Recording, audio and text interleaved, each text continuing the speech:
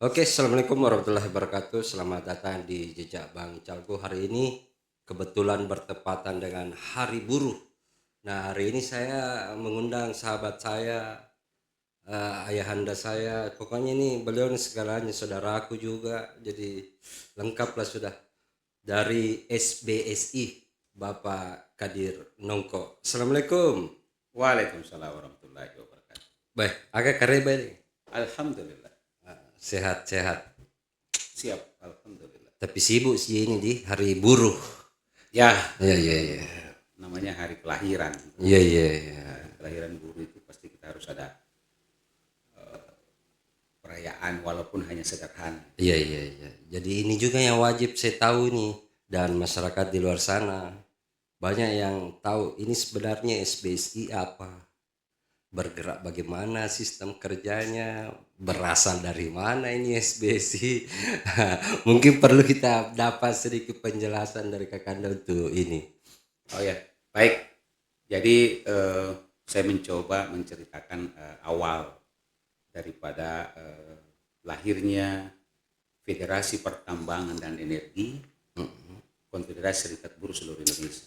Berawal setelah kami berakhir masa kontrak kami di Patila, Iya, itu juga persoalannya awal itu berawal dari kami sampai di PHK, iya, iya, iya. sewenang-wenang terhadap perusahaan pada saat itu. Ada kesewenang-wenangan masa itu yang dialami di sehingga lahirlah untuk menjadi wadah agar tidak terjadi pada buru-buru yang lain. Gitu kira-kira. Oh ya, lanjut. Bangkit dari dalam jiwa sebenarnya Iya, iya, karena kami merasa tersolimi oleh perusahaan-perusahaan ini yang iya, iya, iya. jadi pada saat itu setelah kami sampai juga di DPR pada saat itu. Waktu itu ketua DPR waktu itu kalau saya tidak salah Pak Imran Hamir. Imran Bukan? Hamir. Iya, Oh, dia mungkin komisi komisi 2. siapa? Pak Imran, Pak yang jelas Pak Imran namanya. Iya, iya. Panjang. Setelah itu kami sampai waktu itu belum ada namanya peradilan hubungan industrial. Masih panitia penyelesaian perselisihan daerah. Iya, iya. P4D dan P4P waktu itu. Tahun 2004. Iya. Setelah itu panjang sekali persoalan di situ. Sampai kami bisa diberikan hak yang namanya pesangon. Pada saat itu udah kami diberhentikan, dikasih surat udah. Oh, ini persoalan pesangon ya waktu Pesangon itu. waktu Iya, itu. iya, iya. Saya pikir kita juga masih buta terhadap itu. Sehingga kita mencoba apa sih sesungguhnya di dalam ini. Iya, iya, iya. Sehingga kami coba-coba belajar bersama dengan Disnaker, Iya, teman-teman serikat buruh. iya. Pada saat itu timbul dari dalam bahwa saya kan dirikan serikat buruh di Wajo walaupun hanya sekali Iya, waktu itu. iya, iya. Jadi Saking tersoliminya ini. biasa karena Iya, iya, iya. kita ini pekerja mana tahu yang namanya Undang-Undang 13 Betul, tahun betul. 2003 tentang apa segala macam, tidak ada, Iya, buta iya. kita. Jadi itulah ketinggalan kita terhadap aturan-aturan itu. Iya, iya, iya. Sehingga saya mencoba mencari memang betul-betul yang bisa menaungi kita atau tidak. Iya, iya, iya. Nah, pada saat itu saya ketemulah saya dipertemukan Korwil KSBSI di Makassar. Oh iya, perwakilan Makassar. Iya, koordinator wilayah. Iya. Pada saat itu saya ketemu, itu pun juga merintis pada saat itu karena pekerja juga takut kalau mau berserikat, takut luar biasa, Betul, betul. takut. Jadi tidak berani kalau misalnya diketahui bahwa mereka berserikat, bisa saja mereka dipecat, Iya, iya. bisa saja di apa. Sehingga persyaratan pada saat itu harus ada minimal pengurus komisariat, ceritanya di perusahaan, tingkat perusahaan baru bisa membentuk DPC, Iya, iya. pimpinan cabang. Kami bekerja siang malam pada saat itu, tidak mengenal lelah. Iya, iya. Ya kalau sepanjang sejarah itu untuk mendirikan serikat buruh di Wajo luar biasa. Itu sudah masuk intimidasinya juga ya, karena Wih, wah. harus di lingkungan perusahaan dulu. Luar harus pokoknya betul-betul kita merayap betul ke pekerja. Iya, iya, iya. Sehingga alhamdulillah Allah meridhoi perjuangan itu. Makanya saya berawal dari situ, saya selalu menyampaikan kepada kawan-kawan bahwa Iya. kalau kita ingin mendirikan sesuatu harus dengan Nawaitu. nawaitu yang baik. Iya, iya. Sepanjang nawaitu yang baik, insya Allah Allah pasti akan meridhoi perjuangan itu. Memberikan kita kemudahan di situ. Insya Allah Iya, pasti. Sehingga berjalan terbentuk DPC, iya. Dewan Pimpinan Cabang. pengurus komisariat. Karena di Serikat Buruh itu, di Konfederasi Serikat Buruh seluruh Indonesia itu ada 11 federasi. Iya. Kami memilih Federasi Pertambangan karena ada Di sini ada gas, pertambangan. ya ada ya. pertambangan. Itu saya pilih pada saat itu Federasi Pertambangan dan Energi ceritanya. Iya. Itu saya pilih waktu itu sehingga bisa berjalan sampai teman-teman ada juga memang luar biasa intimidasinya melalui penegak hukum, Iya. apa segala macam. Tetapi terbantahkan semua itu karena mereka sadar bahwa ternyata ada. Iya.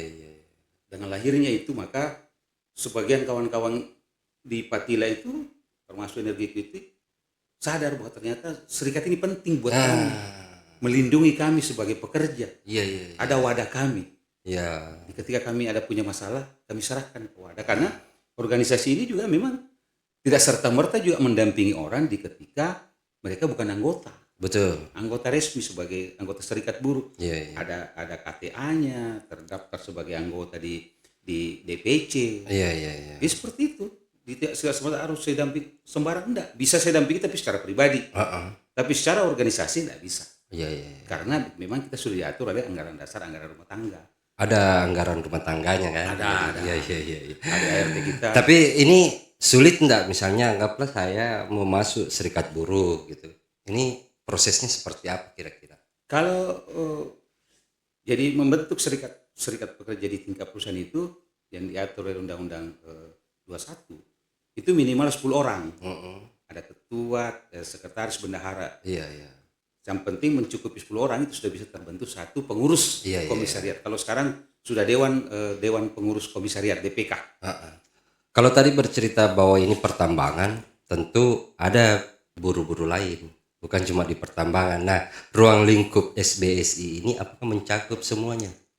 Kalau di federasi kami khusus untuk tambang, tetapi bisa juga kita menangani, nanti kita akan bangun juga federasi lain menangani yang pekerja hotel, pekerja sawit. Ada 11 federasi di KSBSI itu. Jadi menjadi fasilitas lagi ceritanya. Jadi fasilitas. Iya. Jadi tidak ada ruginya bergabung ya di SBSI. Saya kira selama saya menggeluti yang namanya serikat pekerja, saya pikir ruginya nggak ada. Nggak ada. Malah menguntungkan sebenarnya pekerja, mengedukasi pekerja. Dan keberadaan serikat buruh itu sesungguhnya bukan cuma kepentingan pekerja. Iya. Mereka juga menjadi penyeimbang bagi pengusaha. Iya, betul. Jadi ketika misalnya pengusaha itu merasa bahwa contoh kecil, saya bisa nggak saya naikkan gajimu hanya 5% misalnya, penaikan pekerja 10%. Di situlah tugasnya pengurus serikat untuk negosiasi dengan pihak perusahaan. Iya. Tugasnya serikat pekerja, bagaimana kau bisa mengimbangi perusahaan bisa jalan dan pekerja juga mendapat haknya. Iya. Nah ini tugasnya, jadi bukan tugas saya mentang-mentang saya pengurus DPT, kamu tidak seperti itu. Iya. Kita harus betul-betul menjaga keseimbangan itu. Karena ada ekosistem antara perusahaan, tempat kerja dan pekerja. Betul, karena dua sebenarnya komponen ini masih saling membutuhkan. Dia simbiosis ini barang. Iya. Ada kepentingannya sebenarnya berbeda. Pekerja ingin mendapatkan haknya yang lebih, tapi pengusaha juga ingin untung. Nah, di sinilah kehadirannya serikat pekerja untuk menjadi penyeimbang. Bukan semata-mata menjadi yang harus ditakuti, tidak. Jadi harus dipahami bahwa serikat pekerja seperti itu. Tapi sejauh ini di ranah mana mereka ini sering berselisih? Ini kan selisih sebenarnya kan. Kalau ada komunikasi yang tidak nyambung di sini. Nah, kalau terkadang perselisihan itu muncul karena kepentingan itu tadi bahwa saya harus makanya pemerintah itu contoh kecil misalnya mengenai upah minimum. Selalu kan pasti berkaitan dengan kesejahteraan pasti. Iya, betul. Mana hakku? Di situlah sering berselisih. Makanya pemerintah hadir membuat upah minimum provinsi. Itu safety net 0 sampai 1 tahun bekerja. Ada standarisasi. Tidak boleh di bawah itu. Boleh misalnya, tapi misalnya kalau pekerja seperti di sentral, ya kalau sepakat, kita juga tidak bisa memaksakan orang kalau misalnya saya bekerja sama keluarga aku Pak. Iya. Saya tinggal di rumahnya, itu haknya mereka. Iya. Tapi kalau aturan tidak bisa ditoleransi karena sudah menjadi aturan buat kita antara pekerja dengan pengusaha. Itu juga menarik tuh pegawai-pegawai pasar sentral, tapi memang rata-rata seperti itu modelnya. Kekeluargaan. Nah, Kekeluargaan. itu yang sulit kita masuk. Nah, padahal di sana mereka tidak menjalankan aturan-aturan ketenaga kerjaan ini. Iya. Tapi saya takutnya berisiko. Nah, nanti kita masuk di situ kan. Yang saya mau anu lagi kembali ini, jangan sampai kita melindungi para buruh ini, justru SBSI-nya tidak punya dasar hukum untuk bergerak. Nah, berikan kami gambaran lingkungan itu, apa dasar hukumnya untuk bergerak seperti itu? Kalau kalau dasar hukumnya tentang serikat pekerja berdasarkan Undang-Undang 21 tahun 2000, kebebasan berserikat bagi semua orang itu bisa mengeluarkan pendapat di depan umum. Itu sudah diatur oleh Undang-Undang 21 tahun 2000. Iya, betul. Jelas itu. Bagi orang yang melarang berserikat itu akan pidana didenda 500 juta. Iya. Jelas aturannya itu Undang-Undang 21. Sama kemarin waktu saya saya kemarin melihat kan ada beberapa kasus PGRI tidak terlalu aktif melindungi ini guru. Ada beberapa kasus masuk tidak ada PGRI-nya. Makanya saya kemarin bikin kok PGRI tandingan. Nah, PGRI tandingan. kalau sebenarnya itu yang kita mau. Kebetulan kami juga di lembaga konsultasi hukum PGRI. Nah, terkadang ini teman-teman PGRI malas juga menyampaikan ke pengurus kabupaten atau pengurus kecamatan. Tapi ada beberapa puluh juga yang kita tangani kasus itu. Bisa selesai dengan baik. Cuma mereka menutupi. Dia tidak laporkan ke pengurus. Kalau dia laporkan pasti pengurus akan bergerak. Itulah kelemahannya mereka. Harusnya ini disampaikan. Kan sebenarnya di organisasi PGRI ini kan sama juga posisinya serikat buruh. Betul. Mereka punya dasar anggaran rumah tangga, melindungi anggotanya. Serikat buruh pun juga demikian. Kan kadang-kadang itu mereka ada yang curhat, bilang wah sudah bayar iuran tiap bulan, tapi begitu kami ada masalah tidak ada muncul. Tidak muncul. Mereka yang tidak muncul menyampaikan masalah itu ke pengurus. Dan kalau mengenai iuran, iya dia bayar. Misalnya taruh dia bayar 10.000. Iuran itu juga terbagi, disimpan di pengurus cabangnya. Ada yang pindah masuk ke pimpinan daerah, ada yang ke wilayah dan ada ke pusat. Terbagi. Ada persentase yang dilahirkan di anggaran dasar, anggaran rumah tangga, sama dengan serikat buruh. Serikat buruh mereka membayar tiap bulan 25.000. 25.000. Iya, berdasarkan keputusan Kongres. Gitu. Nah, ini lebih menarik. Tapi saya mau tarik ke dalam lagi dia. Persoalan kita lepas lagi nih, karena kalau saya pikir ini PGRI terlalu ruwet dengan lingkungan pemerintahan. Saya lebih cenderung kepada yang swasta dulu deh. Kalau pemerintahan kita beda lagi seasonnya. Makanya mungkin kesempatan ini selalu kita gunakan nanti ke depan, Pak Ketua. Jadi artinya selalu ada ruang-ruang diskusi seperti ini agar melahirkan sesuatu yang bermanfaat untuk orang luar. Menjadi edukasi. Iya, menjadi edukasi. Yang saya mau dengar hari ini adalah Undang-Undang Ketenagakerjaan. Aturannya memang seperti apa sebenarnya ini seorang buruh. Ya, anggaplah biasanya juga kita temukan bahwa mereka dipekerjakan sampai tidak melihat batas kemampuan manusia itu sendiri. Ini perlu kita. Apakah ini aturan berlaku hanya khusus perusahaan A, B, C atau memang secara menyeluruh? Nah, ini yang kita mendengar. Sebenarnya kalau kita melihat undang-undang, yang membuat itu kan pemerintah. Iya. Jadi serikat buruh ini sebagai pengawal. Iya. Dan itu berlaku sifatnya umum. Tidak memilih perusahaannya si A, si enggak. Undang-undang ini tidak pilih merek. Tidak pilih bahwa mereknya A, B, enggak. Jadi undang-undang ini dilahirkan untuk pekerja dan pengusaha. Ya kan mengenai seperti apa yang diatur pemerintah sudah. Itu sudah menjadi keputusan, menjadi undang-undang. Bersama dengan turunannya semua. Jadi intinya melindungi para buruh kita ini. Iya. Jadi kalau kita bercerita dua sisi, bukan hanya melindungi pekerja, tapi juga ada melindungi pengusaha. Makanya ada batas-batas. Kau bisa menuntut hanya sampai segini. Kau bisa memberikan seperti apa kemampuanmu. Kemampuan itu juga harus diuji. Berdasarkan audit eksternalnya dan mengatakan memang perusahaan misalnya itu rugi, ya udah tahun ini kita pending dulu kenaikannya. kita sepakat tuh. Itu ada kesepakatan antara pekerja dan pengusaha. Nah, disinilah SBSI harusnya hadir di tengah-tengah keriuhan mereka ini. Insya Allah kita pasti akan hadir. Iya, iya, iya. Jadi tadinya itu kalau misalnya saya bercerita tentang buruh, buruh ini kan konotasinya mungkin di luar sana tidak seperti bayangan mereka. Nah, buruh ini sebenarnya terdiri dari apa saja? Kalau kita lihat, jadi justru sebenarnya kata buruh itu yang dikenal di dunia internasional buruh. Buruh. Makanya hari buruh sedunia. Iya, iya, iya. Nggak ada dia bilang hari pekerja sedunia. Nggak ada. Ah, Nah itu, jadi buruh itu sepanjang dia mendapatkan upah dari majikan, baik perusahaan pribadi maupun yang berbadan hukum, itu namanya buruh. Karena Iya. mendapatkan upah.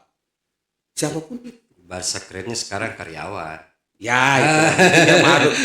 Tapi, malu kalau tapi ketemu. justru di dunia luar itu Justru bangga ya. Bangga kalau dikatakan buruh. Iya, iya, iya. Karena memang di dunia internasional mana ada pernah dia bilang hak peringatan Mei pekerja. Iya, Ya iya. kan? Kan tidak ada itu. Padahal semuanya bekerja Semuanya kan. bekerja. Tapi kalau misalnya di wilayah kita di Wajo kan ada beberapa perusahaan pertambangan. Ya. Nah, untuk memastikan bahwa kita ini bisa diterima atau tidak, karena kalau saya melihat malah tidak semua perusahaan itu mau menerima kehadiran SBSI. Ya ini tertarik sekali buat saya seperti itu kalau karena tantangan itu sebenarnya ya sebenarnya mungkin awal mungkin ya kita juga tidak boleh bersusun kepada Iya, iya. mereka, tetapi harus ada usaha. Ya, Tapi kalau usaha itu memang tidak memungkinkan, ya udah kita lewat jalur hukum untuk itu. iya, iya, iya. Karena ada aturannya Ada tadi. aturannya Undang-Undang 21 tahun 2000 kebebasan berserikat dan menyampaikan pendapat di depan umum. Dendanya jelas menjadi pidana itu barang. Iya, iya, iya, iya. Ada batasan hukumnya Pak. Makanya kan itulah SBSI hadir. Iya, iya, iya. Nah, tapi kan ini juga yang harus diketahui oleh masyarakat. Ada aturan bagaimana sebenarnya tenaga kerja itu diperlakukan. Ya, misalnya mulai dari jam kerja, upah minimumnya berapa, mungkin Pak Ketua bisa sampaikan ke publik ini untuk keterbukaan kita hari ini bahwa ada loh kondisi begini, ada loh aturan seperti ini. Ketika orang misalnya dipekerjakan sekian, ini harusnya ada batasan-batasannya, harusnya penggajiannya seperti ini kalau 5 hari kerja, 4 hari kerja, ya seperti itulah kira-kira bayangan saya. Kalau makanya pemerintah itu membuat lahirnya Undang-Undang 13 tahun 2003 Ya, sehingga diganti menjadi Omnibus Law. ya, Omnibus Law itu jelas turunannya itu yang mengatur di PP 35. PP 35 jelas mengatur tentang jam kerja, Ya. jam kerja normal. Bagi perusahaan yang mempekerjakan perusahaan itu 6 hari kerja, ya, itu 7 jam sehari. 7 jam Sehari. Heeh. Harus dia istirahat 1 jam untuk makan, untuk Isoma lah. Isoma ya, Iya, jelas 1 jam diatur itu undang-undang. Kalau 5 hari kerja itu 8 jam dalam 1 hari. Dalam 1 hari. Dalam 1 hari. 40 jam dalam seminggu.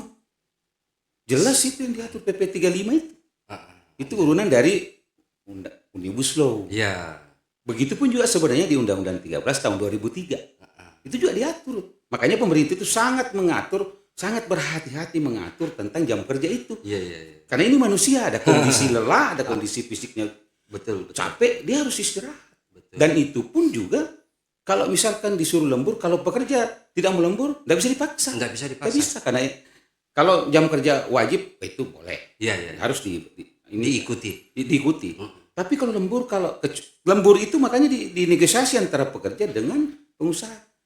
Mampu nggak kamu lembur ini? Kalau mampu, oke kita jalan. Kalau pekerja mengatakan, maaf Pak, saya lagi capek. Tidak bisa dipaksa. Iya, iya. Tidak bisa. Aturannya mengatakan demikian. Biasa juga ada tambahan salary di situ. Kalau lebih daripada 40 jam seminggu, berarti terhitung overtime. Iya, iya. Lembur namanya. Lembur namanya. Iya, iya. Ada perhitungannya tersendiri. 1 jam pertama kita lembur terhitung 1,5. 2 jam, jam kedua kita lembur menjadi 1 jam. Misalkan begini, 1,5 jam pertama terhitung 1 jam pertama terhitung 1,5 jam. Iya, iya. Terus masuk ke jam kedua, 1 jam kita lembur menjadi terhitung itu dikali 2. Dikali 2 Menjadi lagi. jam 2 jam gitu. Iya, iya, iya. Perhitungannya jelas itu semua. Jadi itu di total dari gaji pokok ya? Iya, ada perhitungannya tersendiri ada ya, perhitungannya perhitungannya sebegini-begini. Ada memang sudah diatur oleh undang. Makanya pekerja ini sebenarnya harus sadar. Iya, iya, iya. Mereka harus teman-teman ini pekerja ini rajin belajar. Jangan taunya saya sudah digaji, enggak ada atur. Ada atur yang mengatur, enggak boleh kesewenang-wenang pengusaha. Iya, iya, iya. Dia harus melihat undang-undang itu. Makanya harus sekarang kan apalagi yang susah sekarang, tinggal mendownload di Google, baca undang-undang ketenagakerjaan bla bla bla, sudah dia tahu. Yang jadi masalah mereka takut nanti dipecat kan ya. Justru kalau dia takut kehadirannya pengawas di situ. Ah. Ada yang namanya pengawas ketenagakerjaan. Iya, iya, iya, iya. Pemerintah juga membentuk. Sekarang ada UPTD pengawas ketenagakerjaan di Bone, Ya. Bone Sope Wajo. Ah. Dia harus lihat kerjanya. Kalau ada seperti itu disampaikan ke pengawas. Iya, iya, iya. Ini Pak. Atau sekali tanya ke kita nanti kita sampaikan pengawas Pak, tolong masuk ke perusahaan ini. Ada seperti ini. ada Pasti akan kondisi masuk. begini. Iya pasti masuk. Berarti saya nanti mau melapor juga ada kondisi, tapi nanti tenang, kita simpan-simpan. Siap. Mungkin masih ada bisa dilihat di depan beliau itu sudah lengkap dengan aturan-aturan. Jadi Nah, makanya kalau kita mau berbicara ya harus ada data. Iya, iya, harus, iya. harus disertai dengan aturan. Iya, Jadi iya. kalau kita hanya berbicara seperti angin lalu nanti kita diserang orang. Apa dasarmu kok bicara seperti itu kan? Iya, iya, iya. Kalau ini kan jelas undang-undang Omnibus Law turunannya turun ke PP 35 Iya, iya. itu semua diatur sih. Ada semua lengkap. Ada semua Pak. lengkap. Perlindungan kematiannya, BPJS Ketenagakerjaan itu harus jelas dan itu harus dijamin. Kalau misalnya kondisi wajo, apakah hari ini kan jarang sekali ini saya lihat orang banyak sekali bercerita tentang pembangunan, tetapi bercerita tentang buruh ini jarang sekali.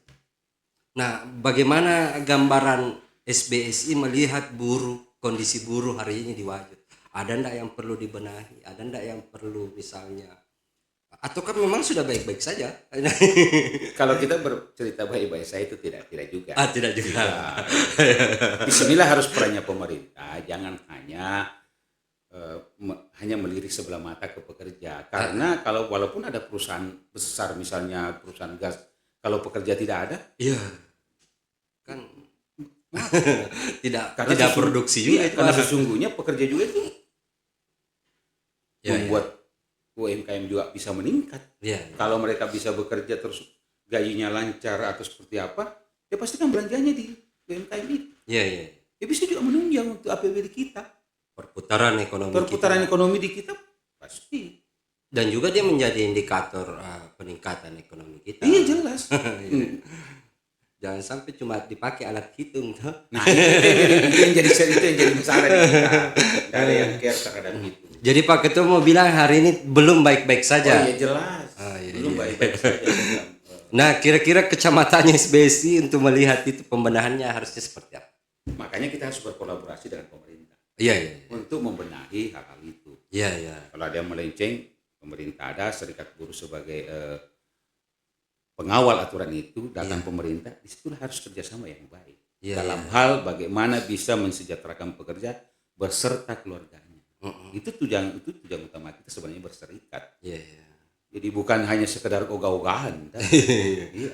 Kalau kita bercerita bahwa tidak semua perusahaan bisa menerima kehadiran SBSI. Nah, saya masuk ke ranah pemerintah. Apakah pemerintah ini sudah ada kepeduliannya untuk SBSI? Ya kalau kita lihat ini kan juga bupati kita kan juga baru sebenarnya. Iya. Mungkin beliau juga belum mungkin beliau sudah monitor, tapi dia melihat apa sih perannya itu serikat buruh. Iya, Nah ini peran ini tidak terlepas juga dari komunikasi kita dengan teman. Betul. Tapi komunikasi kami dengan Depdisnaker itu bagus. Bagus. Ya BPJS Ketenagakerjaan bagus. Artinya ada hal-hal yang menunjang. Sisa nanti mungkin apakah nanti kita akan lakukan audiens dengan Pak Bupati tentang mengenai ketenagakerjaan atau seperti apa, itu nanti kita lihat. Kalau peran politiknya ini ada enggak keterkaitan SBSI dengan peran politik, terutama di tempat kita ini DPT Wajo? Kalau bercerita tentang politik, makanya organisasi ini kami tidak akan pernah membawa ke ranah politik. Ranah politik, tidak mau. Iya. Karena pastikan kasihan juga teman pekerja, pasti merasa mungkin nanti korban. Jadi mari kita profesional mengelola lembaga ini ya sebagai perlindung pekerja, sebagai pengawal aturan Oke, mari kita profesional di jalan itu. Iya, iya, iya. Kalau untuk ranah politik, kalau kita bercerita tentang bantuan, Ah, apalagi kalau finansial, kami juga berhati-hati. iya, iya, iya. Kami di dalam anggaran dasar anggaran rumah tangga juga kita tidak terlalu diatur untuk itu karena beresiko, apalagi kalau mengenai dana APBD tadi. Iya, iya, iya, iya. Kita Karena banyak juga sih. Cuman ya alhamdulillahnya kalau SBSI lepas dari kan itu. Tapi tidak usah disenggol. ya Astaga. Jadi untuk hari ini kebetulan hari buruh sedunia ya. Buruh. Iya. Heeh. Hari Buruh Sedunia. Ada mungkin yang ingin disampaikan ke masyarakat Wajo lah khususnya bahwa ini loh SBSI kami hadir misalnya apa gitu kan. Sebagai ucapan di hari ini jangan sampai hari ini hanya menjadi simbolik saja. Mudah-mudahan hari ini ada action. Ya. Saya alhamdulillah sebenarnya kalau kita mau cerita tentang action kita sudah lama sebenarnya. Teman-teman pekerja di GASI ini memang sudah mengetahui bahwa pentingnya kita berserikat baik di Patila maupun di teman-teman di PLN itu Iya. juga banyak yang masuk sebagai anggota. Jadi pesan saya hari ini terhadap teman-teman pekerja, mari kita berorganisasi dengan cerdas, dengan baik. Tujuan kita bukan untuk menghadapi atau melawan perusahaan, Iya, iya, iya. tetapi sebagai penyeimbang di dalam situ. Jadi bukan bahwa kalau Anda berserikat, Anda untuk sewenang-wenang, tidak. Serikat itu juga tujuan kalau anggotanya bersalah, kita katakan bersalah. Iya, iya, iya. Jadi tidak boleh mereka sudah berserikat sewenang-wenang dia melakukan di sini, tidak bisa.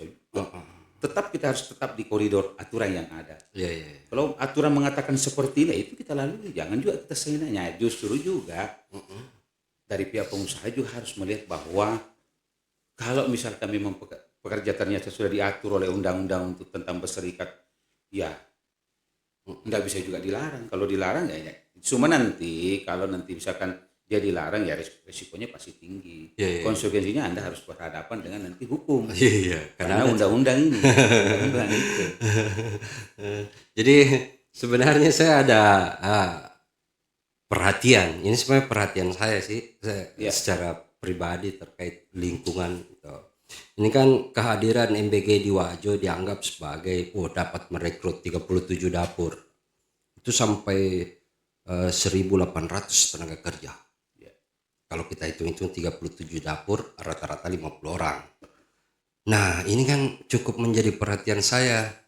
Apakah SBSI bisa hadir di situ? Pertanyaannya dulu. Kalau berkaitan apakah kita bisa hadir, Ya, dari awal tadi saya sampaikan bahwa kita adalah pengawal aturan. Tapi kita ini bukan eksekutornya, Iya. tapi pengawalnya aturan itu. iya, iya, iya. Mengawal aturan itu apakah mereka sudah datang atau tidak. Iya, iya. Makanya saya nanti ke depan ini mungkin kita akan ketemu dengan Pak Bupati supaya kita bentuk secepatnya, kita aktifkan kembali yang namanya lembaga LKS, Lembaga Kerjasama Tripartit. Di situ ada Apindo, Iya, ada Serikat Buruh dan ada pemerintah. iya, iya, iya. Jadi lembaga LKS Tripartit ini harus aktif. Ini nanti akan memberikan rekomendasi ke Pak Bupati Iya. bagaimana tenaga kerja ke depan dan bagaimana masukan-masukan kita terhadap Bupati mengenai pekerja. Itu. Jadi kan sedikit menggugah sebenarnya saya ini kadang-kadang berpikir bahwa tenaga kerja ini sudah menjadi tenaga kerja atau hanya alat produksi. Nah, kalau saya melihat kondisi di MBG ini menjadi alat produksi. Tidak ada perlindungan di dalam. Contoh misalnya status mereka itu tidak distatuskan sebagai tenaga kerja tapi relawan. Oh iya? Iya. Wah hebat juga. Nah, ini relawan. Bukan tenaga kerja, padahal saya berpikirnya kan ini perusahaan. Yang kedua, hampir semua bidang tidak tepat waktunya, waktu kerjanya. Dia selalu lebih. Oh iya? Ya, yang seharusnya kalau tadi mendengar paparan Pak Ketua 8 jam untuk orang ya 5 hari kerja. Iya. Nah, tapi ini tadi status ini, jadi sudah menghalangi semua. Statusnya adalah relawan bukan tenaga kerja. Mungkin ada dari SBS ini bisa atensi untuk ke depan. Kalau sebenarnya kalau kita bercerita tentang relawan, Ya, yang saya tahu saya itu di lembaga sosial. ya. Kalau di Tagana iya. ya Tagana atau lembaga swadaya masyarakat, atau Ah, misalnya di PMI mungkin, ya itu PMI. seperti itu kan. Iya, iya, Relawan iya. di situ. Iya, iya, iya. Tapi kalau dia berbadan hukum dan dia menghasilkan, Outfit di sini. oh iya, Iya, iya, jelas iya. bahwa nggak bisa dikatakan relawan karena ada hubungan antara majikan dengan Bos, iya, iya. pekerjaannya. Pekerjaannya. Dia ada upah di situ. Iya, iya. Kalau relawan nggak ada upah. Nggak ada upah kalau relawan. Atau hanya sekedar, adalah kau beli bensin di situ, Iya, iya. silakan aja itu namanya. Tapi kalau dia sebagai bekerja di situ, terus dikatakan relawan, keliru. Inilah yang jadi masalah karena kedengarannya besar mengikuti upah minimum Iya, UMR ya upah bahasa. minimum provinsi. Ya, itu 39 ya. 39 terakhir. Harusnya sih 39, tapi mereka akal-akalin lagi nih. Menjadi hitungannya kan dia relawan tadi. Jadi menggugurkan semua aturan yang ada. Nah, saya ini tertegun pada risiko. Mereka ini kerja jam 10 malam, pulang jam 10 siang. Nggak risiko nggak Pak Ketua? Wih, kalau Tiap makanya kan hari nih, tiap hari. PP 35 kan itu membolehkan orang lembur hanya 4 jam dalam satu hari. Heeh. Itu tidak boleh dipaksa. Iya, iya. Kalau dia mau ya lembur, kalau tidak itu kita bercerita, bukan ketua SBC yang bercerita, bukan ketua federasi pertama, tapi undang-undang yang mengatakan. Undang-undang Omnibus Law turun ke peraturan PP. PP 35 ngatur di situ. Iya. Jelas jamnya. 40 jam seminggu, kalau lebih misalnya misalkan taruhlah 1 minggu contoh. Misalnya 48 jam. 8 jam itu harus menjadi overtime di situ. Iya, iya, iya. Harus dihitung. Nah, ini sebenarnya kalau seperti itu, apakah sudah ada jaminan kecelakaannya, jaminan itu itu dia. juga yang bahaya. Itu Bahaya. harus kita perhatikan. Apakah jaminan kecelakaan kerjanya, jaminan kematiannya, ada beberapa jaminan hari tuanya. Iya. Ada. Ini juga program pemerintah, perlindungan pekerja. Kalau tidak diberikan itu, berarti undang-undang jam sostek mereka langgar. Yang takutnya mereka sakit. Sakit karena itu ada sakit. Kalau misalnya orang pada saat masuk sehat, Ya. setelah mereka bekerja sakit, berarti sakit diakibatkan karena bekerja di situ. Iya. Ih, Ini rawan kondisinya masalahnya karena kerjanya malam. wah, apalagi kalau Malam kan dia harus siapkan itu pagi dinikmati oleh penerima manfaat apalagi MBG. kalau tidak ada yang namanya lembur, Ah, sangat prihatin buat kita. Itu sudah sangat menyalahi aturan PP 35. iya, Kalau iya. dikatakan relawan ya mohon maaf, apa dasarnya kira-kira? Makanya yang menarik perhatian saya itu ketika dia sebut ini relawan. Jadi saya langsung mau cari tahu sehingga hari ini saya sudah dapat tuh celahnya apa yang saya sampaikan tadi bahwa ini kayaknya model akal-akalan untuk menghindari lembur itu. Karena ternyata jelas sekali aturannya. Itu harusnya. itu yang membuat kita harusnya ini kan boleh mereka merekrut tenaga kerja, tetapi jangan juga kita ada pedoman. Iya. Ada pedoman. Makanya pemerintah buat aturan itu untuk semua. Iya, iya, iya. Untuk semua, bukan perusahaan ini tidak boleh.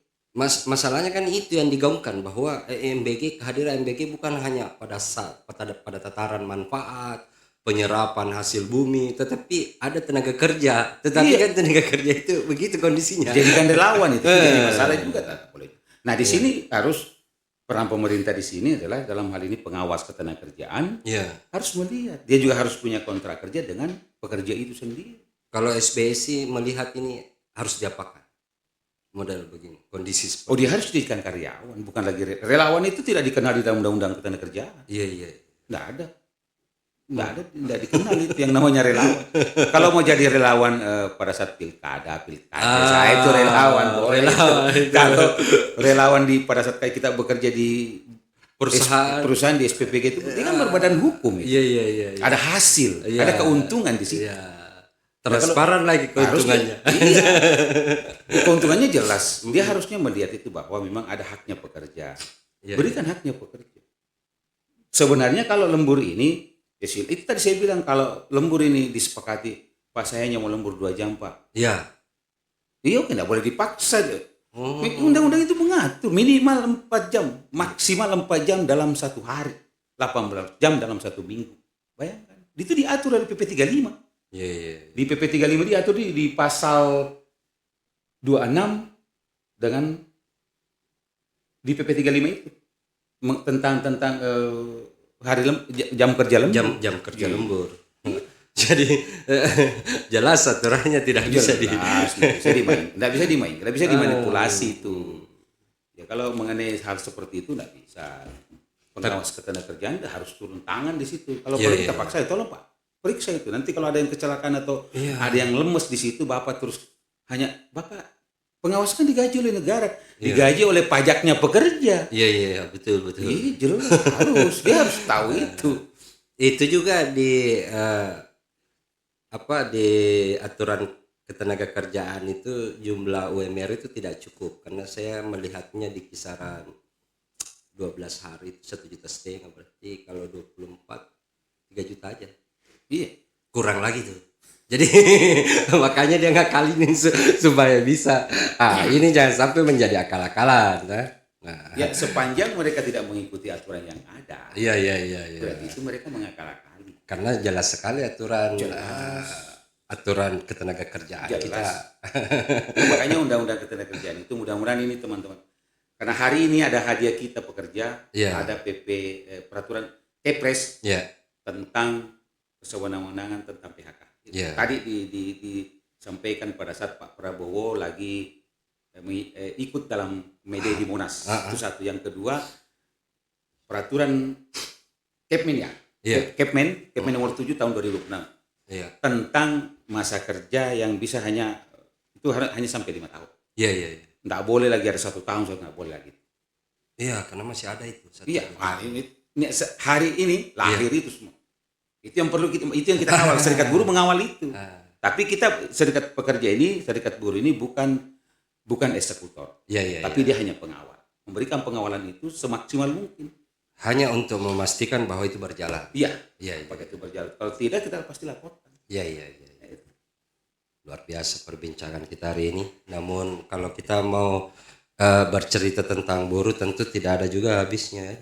Jadi mungkin ada di season berikutnya kita bisa baru bicara pada satu saya lupa itu persoalan kepastian hukum PHK. Sebenarnya belum kita bahas tadi. Saya boleh Pak Ketua kasih gambaran sedikit terkait orang yang di PHK itu. Padahal itu yang awali kita tadi. Tapi saya tidak masuk malah ke situ. Karena biasa terjadi PHK sepihak, PHK kesepakatan. Nah, kira-kira SBSI kan hadir di situ, boleh membantu mereka untuk menjadi fasilitas. Kira-kira seperti apa gambaran tak kalau di situ? Makanya Presiden hari ini menerbitkan Kepres nomor 10 tahun 2026 tentang kesewenang-wenangan terhadap perusahaan untuk mem-PHK karyawan. Iya, iya, iya, iya. Kalau misalkan memang kan ada beberapa kriteria. Iya. Kan di perusahaan itu ada peraturan perusahaan atau ada perjanjian kerja bersama antara pekerja dengan serikat pekerja yang ada di situ. Iya, iya, iya. Misalkan di aturan kan kalau didapatkan mencuri kan belum tentu juga. Kalau misalnya dapat mencuri itu harus diproses hukum dulu. Iya, iya. Kalau memang betul-betul dianggap yang mencuri, baru diadakan proses PHK. Tidak boleh langsung PHK. Nggak boleh. Iya, iya, iya. Dibayar dulu sekian baru kalau misalnya memang sudah ada putusan hukum yang ingkrah, maka bisa diberhentikan. Iya, iya. Nggak boleh langsung makanya teman saya mau kepada teman bekerja, tolong rajin-rajinlah membaca aturan ketenagakerjaan supaya kita tidak dibuat sewenang-wenang terhadap orang. Karena PHK itu tidak serta-merta langsung harus di PHK, diberhentikan seperti enggak.